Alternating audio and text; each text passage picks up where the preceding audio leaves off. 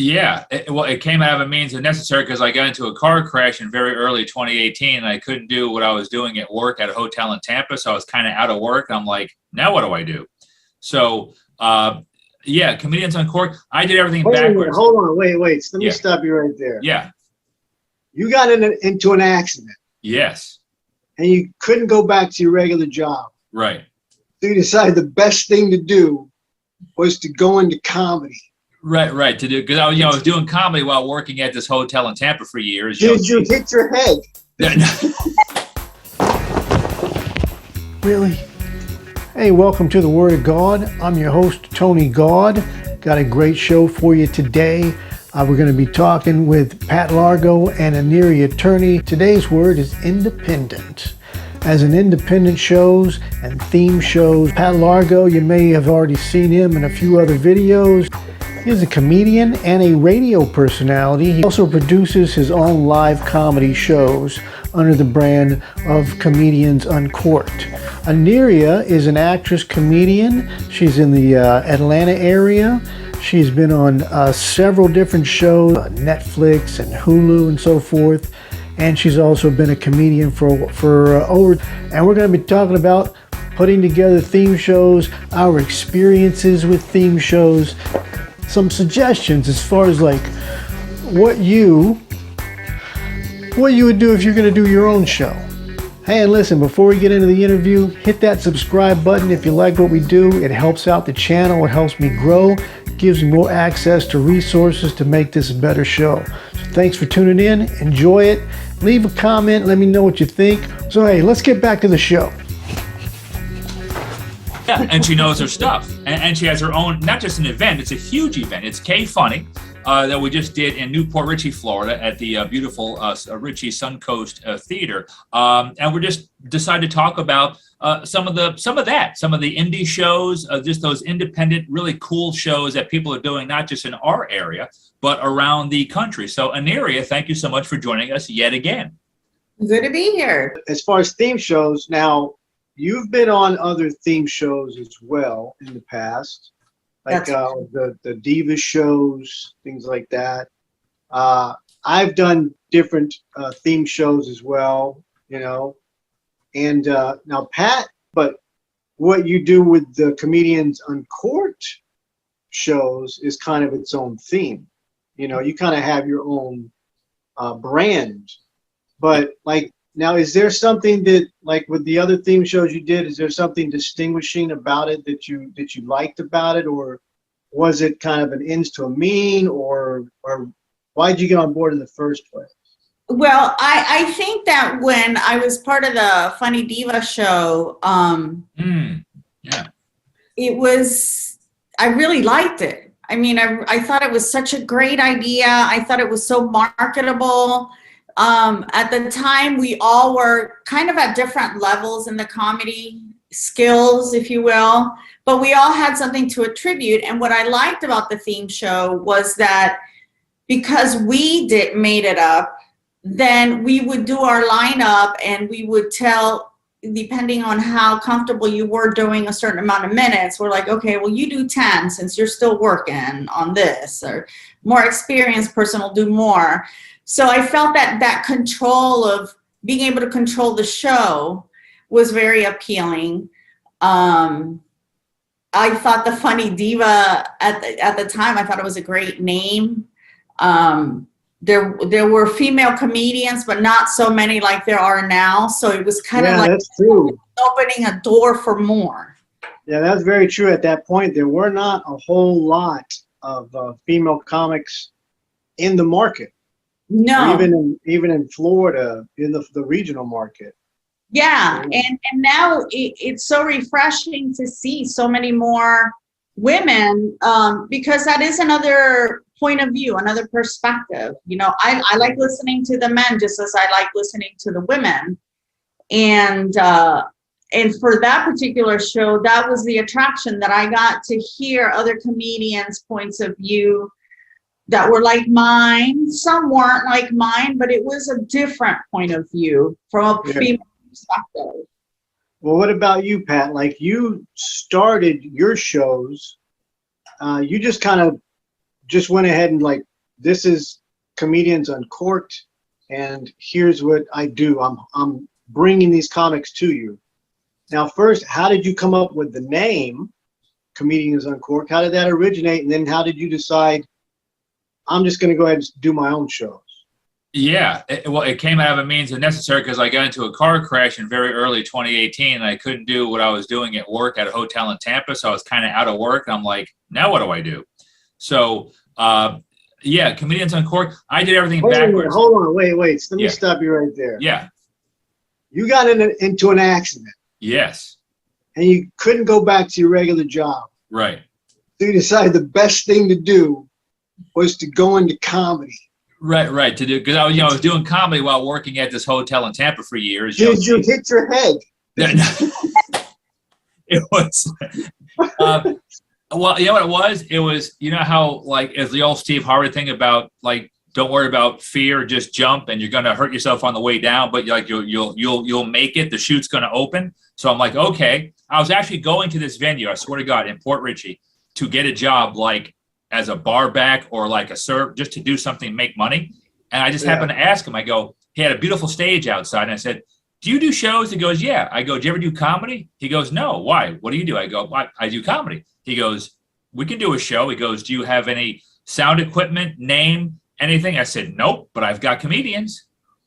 So I did everything in reverse. I booked the show with him, which was a success, thank God. I didn't have any name for it yet. I was kind of coming up with some stuff, and then some friends of mine mentioned the uncorked word, and then I just kind of turned it around and twisted around. I said, let's do Comedians Uncorked. Just like, because just kind of unleashing knowledge and jokes and stuff like that. I stayed away from any kind of wine bottle logo reference. I didn't want that. Yeah, we talked about that too. We talked, right? Then I got, so once I got the name, because I knew I had all the comedians, all the people I know. So I said, okay, now I got to get a big stage banner. I got my sound guy. I got good equipment.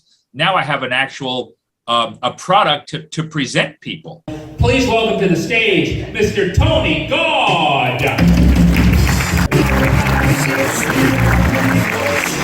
How's everybody doing, man? Good. So this started literally about 4 years ago, about this time of year in 2018.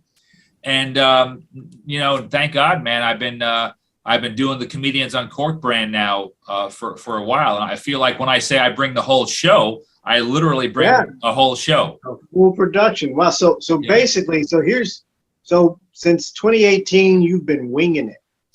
Yeah. No, you're right.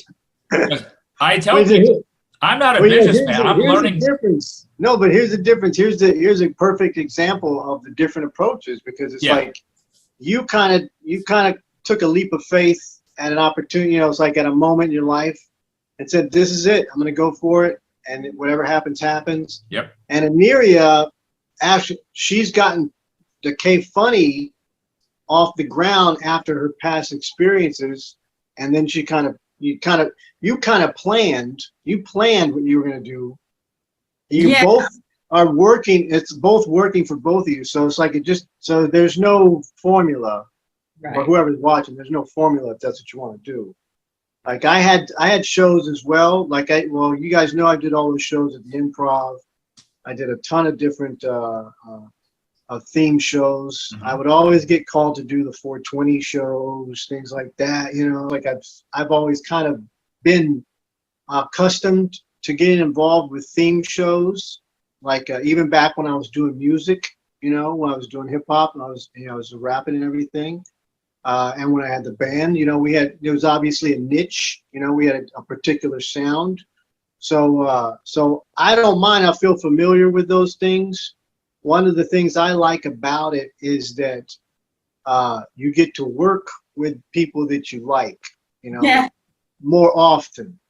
One of the other things that appealed to me about the K Funny tour was the choice of venues, being selective about venues, Now, what made you choose that, and what kind of venues are we talking about? I think my idea behind this show was that I wanted it to be performed at theaters. For several reasons. I think, as an actor, I love theaters. I like I like being in one. I like attending one, plays. I think theaters, how do I say this without hurting anybody's feelings, but It doesn't matter. Hurt their feelings. I think theaters treat you better. I think they treat you better. They More professional. They're more professional. I think, like I heard Jim Jeffries say after the whole Will Smith slap, this thing he said has stuck to my head, and I hear it in my head every day. He's like, what we do is hard, and it is. What we do as comedians is very hard. And his point in that conversation was, we don't even get credit for it at the Oscars. They don't even have comedy movies. And no, they don't. Yeah, really, they don't. No, they don't. And so his point was, we can act. We're comedians and we can act, but the reverse isn't always true. You can't make an actor be a comic. And we write our, and we do so much. We're a one-man thing, That sounds like a question of the week. Yeah. Yeah. So I feel the love in theaters. The first show that we had was a theater that Michael Murillo, another one who does theme shows, has booked me in year after year, and they've gotten to know me, and they've always been supportive of not just my comedy, but also my acting. When I appeared on an episode of Chicago Med, they posted it on their Facebook page. I was shocked. And so I thought, why not start there? They give you more value, I think, as a performer. They're really in tune to you as a performer. Yes. I agree. And I sometimes don't feel that from comedy clubs, I know you and I have had extensive conversations that sometimes I feel like, well, fuck, I got credits. I'm working hard. I got agents. I sold out their room, but had a lot of people at their shows. Why aren't they giving me more? And so going back to an open letter that Patton Oswalt wrote one time for the gatekeepers, he talked about, we have TikTok now. Well, he didn't talk about that because TikTok wasn't a thing, but I'm saying, we have social media, we have YouTube. I mean, our careers are different. We don't have to wait on a club throwing us a little bit of luck our way anymore. Yeah, the access is different. So the need to be in a club is not necessary all the time.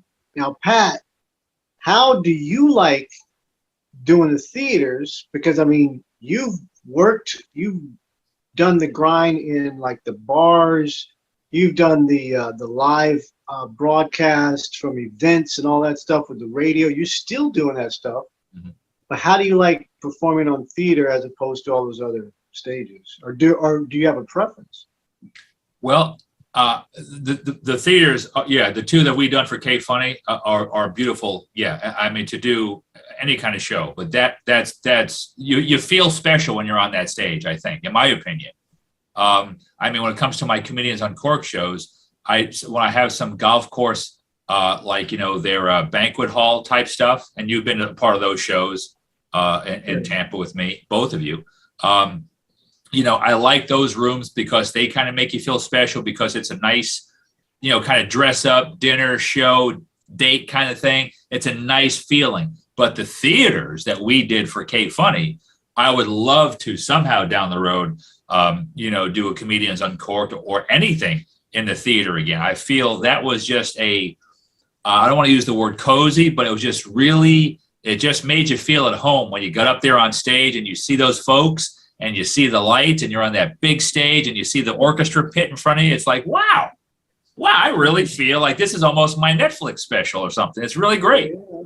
It feels more real as compared to what you imagine when you first start. This is what I imagined it would be. That kind of thing. Now, for me, I got spoiled very early, and I prefer the theater stages over any other stages. Clubs are cool and all, but if I have a choice, I'd rather be on the theater stage, because I toured when I toured with Jackie Mason. Those were theater tours. We're playing like these huge venues, and it's like, and you get treated great. You get treated like you matter. Right. Mm-hmm. As part of the, you get treated, you're the show, and you get treated like that in the theater. Yeah. They prepare things for you. They take all the concern out of your head so you can just focus on your performance. That's your job. So I love that. I love the whole thing. The only thing, there's a couple differences, obviously, with any other venue, from one-nighters to clubs to the theater. One of the things is I did all the merchandise for Jackie Mason. Did all the merchandise, and he had a ton of merchandise. So when we had to do counts, do inventory, and all this. The theater setup is different. The contracts are different. It's a different money exchange, because at that level they get a piece of the product as well. They get a piece of the merchandise and all that. Okay. But I made a pretty penny off of that. But that's different, as well as when you're getting paid because of the contract, the counting. We were talking about that earlier. Now, are some of these? How do you find these differences? Are they easy to adjust to, or do you find them annoying? Or is it, it's different. It's different, and I think there's pros. There's pros, and then I'm not going to say cons. I'm going to say pain in the asses to learn. The pro is that you're kind of in charge. You know what you're worth, and I think that with like comedy clubs specifically, everybody's kind of worth the same. But sometimes you might be an experienced comedian, not getting this certain break or getting the same break as somebody who started 6 months ago, and then here comes year 15 and it's the same pay. But with a theater, and you negotiating or your venues, even like what Pat Largo does, you're in control of what you think your show is worth. Not necessarily just you, but just the show itself. And that's ever evolving, because we just started ours. We're still trying to figure out how to price it.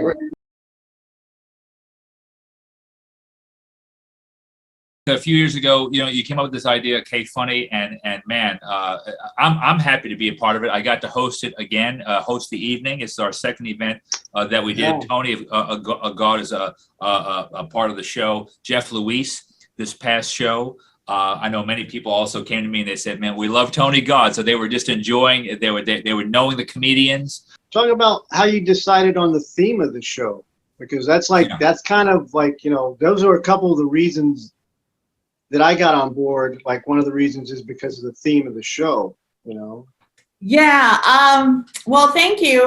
First of all, I want to congratulate you guys. You guys did a great job. I was so happy with this show. I had a lot of great feedback from people who had never seen you guys and people who have seen you guys. So hats off to you. And yeah, I came up, there's several reasons why I came up the show, but as far as the theme is concerned, I had just trademarked Get Funny for my merch.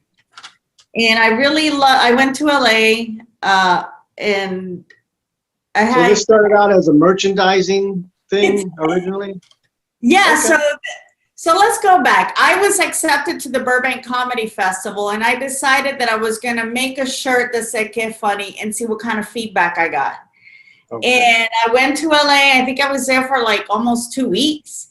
And the feedback was crazy. Like, people, even when I went to the mall, I would wear it. And people would say, "Oh, that's a cute shirt," And so I had the merch. And then I started thinking, yeah, that'd be cute. It's me, bilingual, blah, blah, blah. And then honestly, when I first met Pat said, hey, when are we going to go on tour? Because I can go on tour because A, B, and C. And then they were all funny, but I'm sure some of them were real. And I looked at Pat, and you were on that show, which is the show that Pat was saying all this. And I thought, what about a show where people tackle culture? I thought about it being Latinx, but then I thought, there's a lot of other cultures that I want to hear stories about, because I find, as a Puerto Rican Salvadorian growing up in Florida, I can't escape culture. And I love comedy, and there's a lot of great comedians out there, but not a lot of them tackle that. I'm seeing more that do, but I wanted to get away from the usual getting high stories or, dating and all that. I want to hear that too, but I wanted to hear more about challenges and wins in the cultural universe. And that's how I came up with the idea. And I thought, why not make it, instead of just Latino, make it multicultural? Obviously, because Pat was one that said, when are we going on tour? Yeah. And of course, now you gotta understand now, Pat says that to every comic he meets. I bet. That's his hello. When are we going on tour? He's smart. And I can't say he's a tour yet because we haven't left the Tampa Bay area, but why not? Down the road. I think that when you do a theme show, there's such a learning curve. On the shows, like the Comedians Uncorked, you have a different lineup, but you're very similar theme, niche as far as the comics. And Aniria for K Funny, that's leaning towards the Latin community and the the community in general, but you're leaning more Latin. How do you promote it? Like, what are the different areas that you promote it in, as far as social media and the traditional market? And Pat, you can speak to this as well, because you've helped Aniria on that end as well. Mine, I'm learning still as I go when it comes to the promotions part. I'm learning now to try to partner up with venues that I have who have their all-inclusive promo staffs who do their own promotion, and they have a big mailing list of like thousands of people on their Facebook page or email list. So that saves me a ton of work right there when they go, oh yeah, once we make the flyer and we send it out, it's going to hit 5,000 people. Our promo team is going to make sure everyone in this place gets it, and we're going to have, probably close to a sellout. So that makes me happy. Of course, that's great. Yeah, that's good. Not every venue, but I'm trying to pick and choose now the ones that I know are going to have an audience also who wants comedy, like they want entertainment, but they're used to music and stuff. But I know they want, and usually ahead of time, I'll have them put on their Facebook or Instagram, hey, do a little survey and ask if they want that. And usually it comes back to go, yeah, man, they're down for it. Let's set a date and do a show. So, but I do the same thing. I do the Facebook, the promos, the boosting, like with Aniria. I've been blessed to know some TV people in the area. So, we all know some folks. So I try to get like Aniria some help on TV to promote K Funny, or even me or whoever we need to. So sometimes they're able to help us. Let me jump in real quick and back up to when you mentioned that you boost like on like Facebook, that kind of thing, the ads. How far ahead do you boost? And do you give yourself a particular budget? Yeah, I don't spend a lot. I really don't. Like right now, a lot of times I'll go usually no more than 2 weeks out, sometimes literally just a week out, because we hit social media hard in other ways. But I don't go a month out. I don't spend hundreds of dollars. I try to just keep it in a budget that I have, because like I said, normally the other venue I'm working with also boosts, and that's going out to thousands of people. So it's a good partnership. That's the main thing. We're all on the same team and the same page, and that helps everything out. Now, Aniria, Pat was mentioning like he'd help you a couple times with the TV aspect and that kind of thing, which is a whole different discussion about, you know, being in the game and actually networking. But talk to me about how you promote it like that, how you target the audience for K Funny. I was very thankful for the opportunity that Pat, Pat said, just write up a press release and I'll send it to my people. And so he did. But of course you have to promote, and those shows come on just a few days before the show. So there's a lot you have to do ahead of time. I'm still trying to work it out. I'm trying to get creative with it, trying to do different things that other comedians don't. Like, I did a video where I'm describing the show from an interview I did last year. And then I put pictures of us at our first show, people wearing the merch, to kind of pump it up. I put John Leguizamo out there again. He's wearing my merch and he's worn it more than twice. So I use that to my advantage. But I think as far as the target market, your fans, social media, your fans are following it. You're trying to capture other people. I say make sure you tag all your comics, because I've been on shows where people don't tag the comics. Tag them, because they'll make it easy for them to share, and that people then will get to know you. I think it's just like these shows, people get to know not just you but other comedians, and it's kind of like benefit for all. And I also want to give a shout out to Pat, to you, and to so many other people in our community that are doing this. You have your Kellys of the world, you have your Lauren Defaults and Lauren Lance, you have the Michael Murillos. During the pandemic, Jeff is always saying that Pat Largo kept everybody above water during the pandemic because he was doing shows, and his shows are unique, with artists. Well, I'll tell you, because of the cost of everything going up, we have to get creative with how we reach people. And I think we have, and I think we're doing it. There's more to get into and a deeper discussion. One is subscribe. Another one is like, comment, hit notification. And all of these words will help us grow as a channel. Back to our program.